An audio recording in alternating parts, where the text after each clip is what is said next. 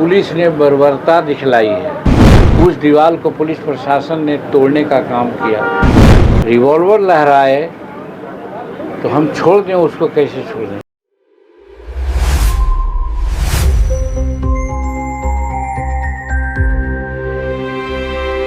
Bharat Tiwari encounter case में जीतन राम मांझी का बयान सामने आया है। उन्होंने एक बार फिर पुलिस के समर्थन की बात कही है।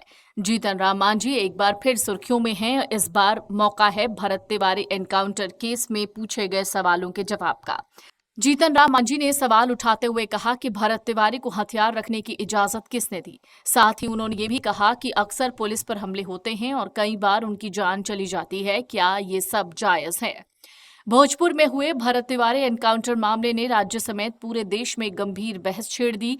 वहीं जहानाबाद पहुंचे केंद्रीय मंत्री जीतन राम मांझी ने इस घटना का पुरजोर समर्थन करते हुए पुलिस की कार्रवाई को सही बताया। मांझी ने इस मामले में उठ रहे मानसिक रूप से अस्थिर होने के दावे पर कड़ा रुख अपनाते हुए कई सवाल खड़े किए। जीतन राम मांझी ने कहा कि अगर संबंधित व्यक्ति वास्तव में मानसिक रूप से अस्थिर था तो उसके पास रिवॉल्वर जैसे घातक हथियार कहां से थे। उन्होंने कहा कि उसे ये हथियार रखने की इजाजत किसने दी, इसे उससे तुरंत ले लिया जाना चाहिए था। मांझी ने इसके लिए सीधे तौर पर उसके परिवार को जिम्मेदार ठहराते हुए आरोप लगाया कि परिवार के सदस्यों ने न केवल उसे ये हथियार रखने दिया बल्कि जानबूझकर उसे उकसाया और गलत दिशा में बढ़ावा दिया।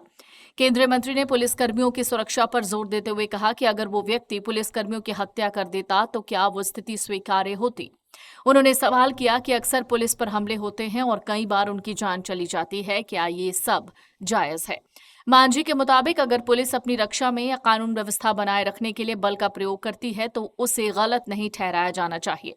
उन्होंने दोहरे मापदंडों पर प्रहार करते हुए कहा कि अगर पुलिसकर्मी मारे जाएं तो समाज चुप रहता है, लेकिन जब एनकाउंटर जैसी कार्रवाई होती है तो उसका विरोध किया जाता है। मांझी ने साफ किया कि हम बस इतना कह रहे हैं, वहां जो एनकाउंटर हुआ वो सही था। फिलहाल जीतन राम मांझी का भरत तिवारी एनकाउंटर पर यह बयान इन दिनों सियासी गलियारों में चर्चा का विषय बना हुआ है।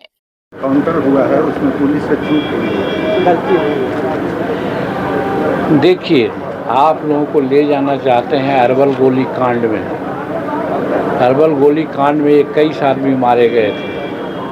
आज जिस प्रकार से हो रहा है कि पुलिस की चूक है, उस समय भी यही हो रहा था कि पुलिस बहुत धांधली किया है।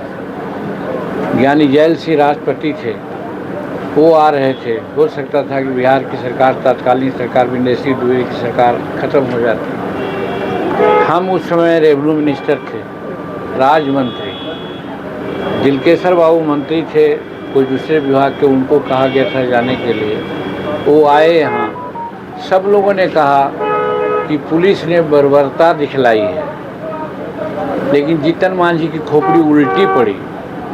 वो वहाँ गया, जांच किया तो लगा कि एक शेड्यूल कास्ट के पदाधिकारी जो एडीएम रैंक का था, उसके घर के सामने 3 फीट पर दीवार दी जा रही थी। उस दीवार को पुलिस प्रशासन ने तोड़ने का काम किया।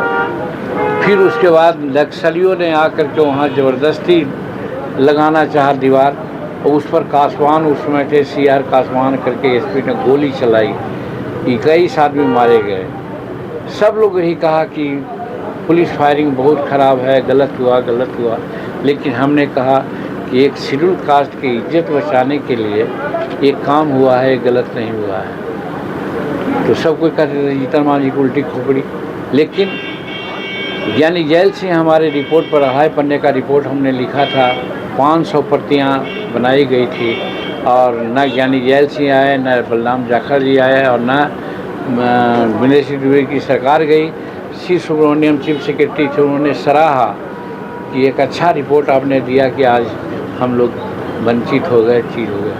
वही बात वहाँ का मामला है। मैं कहता हूँ कि हम पर कोई रिवॉल्वर लहराए तो हम छोड़ दें, उसको कैसे छोड़ दें। और इसका नतीजा हुआ है कि बहुत से ASI और लोग, पुलिस लोग मारे गए हैं। तो पुलिस मारा जाए तो बहुत अच्छा, लेकिन अगर कोई आदमी मारा जाए या रूप में उनको अगर इंजर्ड किया जाए तो बहुत ख़राब। तो मैं समझता हूँ दुनिया लोग कह रहा है, कहते रहे। हमारा कहना है कि वहाँ पर पुलिस ने कोई बर्बरता नहीं की है। और सबसे बड़ी बात यह है कि सम्राट चौधरी जो मुख्यमंत्री बिहार के हैं, उन्होंने न्यायिक जांच गठित कर दिया है। अब इसके बाद किसी को कहने का क्या उचित है? मैं समझता हूं कि आपको भी ये प्रश्न नहीं करना चाहिए था। सर, निशांत कुमार